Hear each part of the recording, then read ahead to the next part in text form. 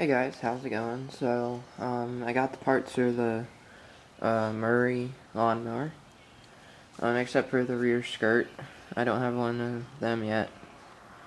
I'm in the process of finding one right now though, so, but anyways, I got a few parts here. In this big white box here is a new fuel tank with, gas cap, and it doesn't come with,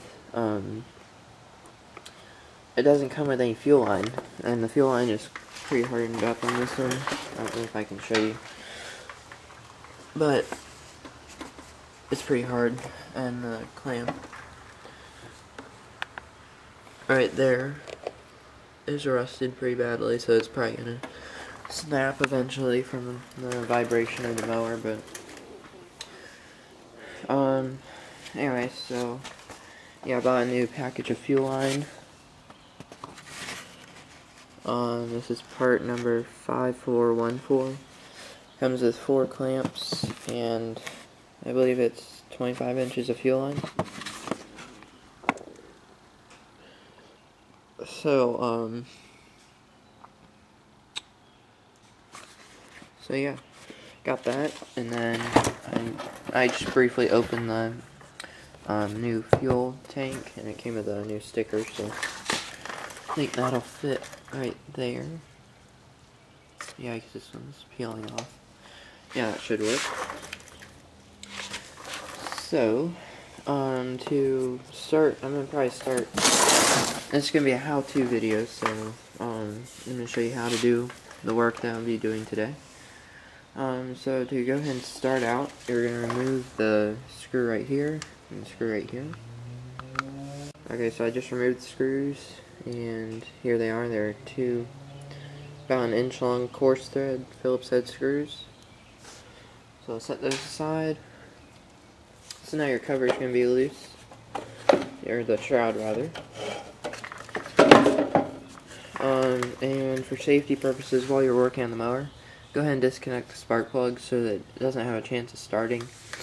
Whether or not you're going to be working under it, just to be sure, because sometimes if you're working up close to it, your feet can get under it and you don't want it to start. So yeah, just for safety reasons, disconnect the spark plug wire. Okay, so to remove the fuel tank, you want to remove the 3 bolts here. Yeah, 3 bolts. There's one here. Let me turn the light. There's one right here, one back here, one here, and then this ring comes off, which is part of the whole fuel tank. And if in case you haven't seen the May update video, this fuel tank leaks from right here. You can see where all the dust is stuck to. Okay, so I'm going to go ahead and remove the bolts holding the fuel tank on, and they are an 8mm. I'm using my 1/4" drive socket.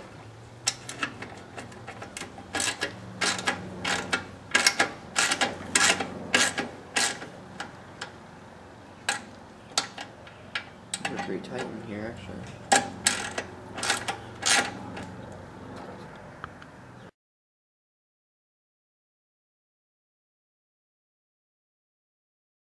Okay, so once you remove the 3 bolts, they look like this. So you probably don't try not to lose them, because you probably can't get those at the hardware store, because of how they look pretty specialized, and you have to buy them from Briggs and Stratton. So yeah, you probably don't want to lose those. So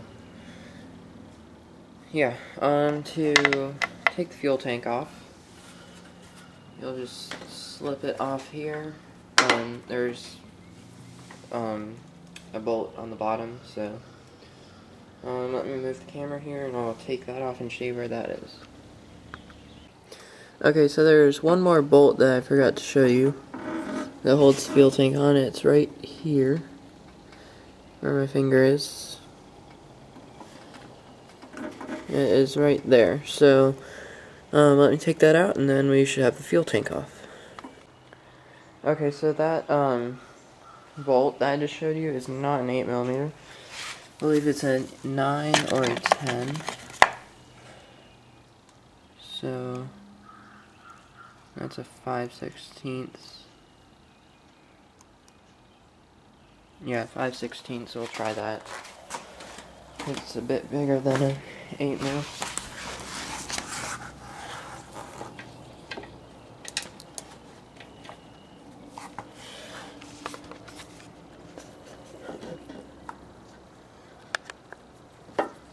Here's a better shot of that bolt, by the way.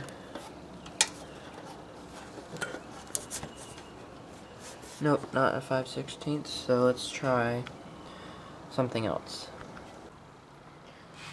Okay, so I found the correct size of that bolt. It's a 10mm,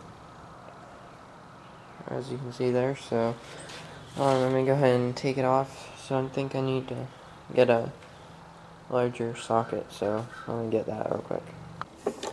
Okay, so I got the correct socket. It's a 10mm, which I showed you in the last segment, and I'm using my 3/8 drive socket as an extension to remove it. Sorry about the hand in the way, but that's the bolt that comes out. Let me see if I can show you it here.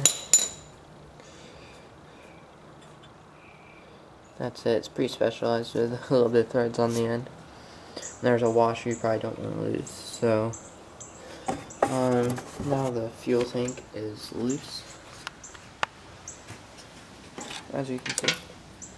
Oh, and there's also a spacer in there as well, so don't forget to put that back in. I'll show you where that goes next. So I put it back on. Okay, so I pretty much got the fuel tank, all the bolts taken out of it. So now what I need to go ahead and do is go ahead and take the fuel line off the carburetor, and the fuel line on Briggs and Stratton carburetors comes in behind the air box right here. And I do have a new air filter in the Amazon box over there, so I'll go ahead and replace that when I have this off. But that's the fuel line right here. Turn on the light here so you can see. It's right here, and that green clamp right here you have to remove with a pair of needle nose pliers. See if I can find some around here. And you can remove it with just regular pliers also. I don't know what happened to my needle nose pliers, so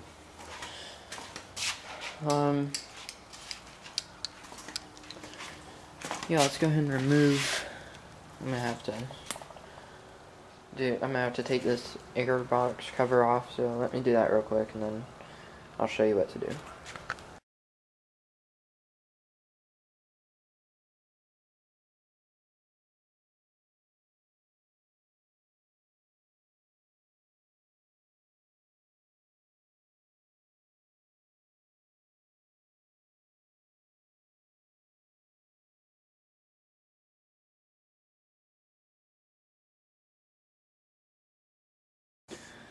Okay, so I got the air box off, which is right here. It's this part that goes over the carburetor, which the air filter goes in, and here's the air filter cover here. Well, as you can see, that air filter is quite dirty. Showed you that when I pulled it out in the time lapse there. So I'm gonna go ahead and remove this fuel line here. Remove this stuff here, because this fuel tank, I had to use the mower for a yard last weekend, so I did have to use it. I couldn't fill it up all the way though, because it would drip out the back there. There's some fuel in there, so we'll have to go ahead and drain that into the waste gas, because this tank is pretty dirty inside, I think. And it had a bit of old fuel from last summer in it, so basically right now we are going to remove the fuel line so that we can take the fuel tank off. So let's see here. Let me go ahead and set up the camera here and take the fuel line off, which is right here.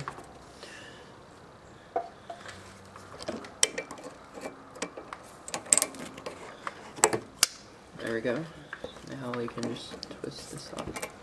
Oh shoot, it's leaking fuel. Okay, we're gonna have to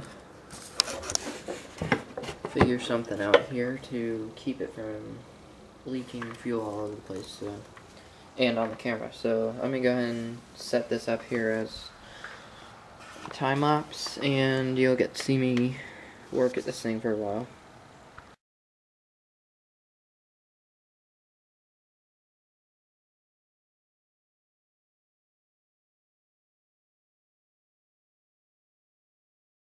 Okay guys, so for the next part of the installation of this fuel tank, you're going to want to install the fuel line. So I'm probably going to time lapse it, but I'm just going to go ahead and tell you now briefly how to do it.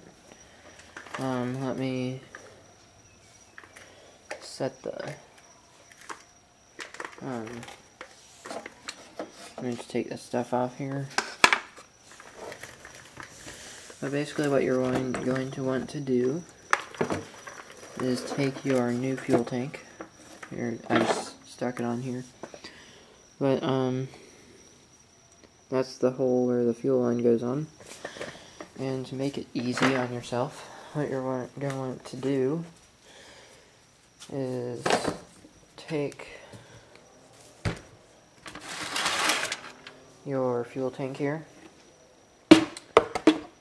and take a clamp out of here.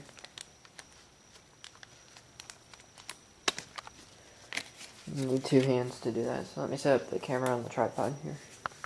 Okay, so I got the camera on the tripod here, but basically you're going to take your little bag of clamps here, take one out, and here's your fuel line.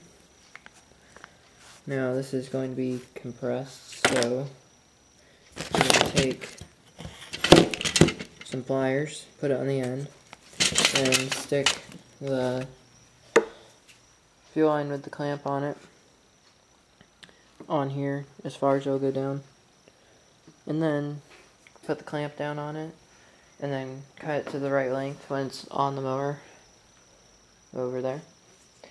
And then what I suggest you do is put the other clamp close up to here, or yeah, up to here, so that when you get the mower on, when you actually get it on the mower, you can slide it down onto the carburetor. But basically I'm just going to time lapse it, but that's how you put the new fuel tank on. So next segment we will be doing the air filter and spark plug.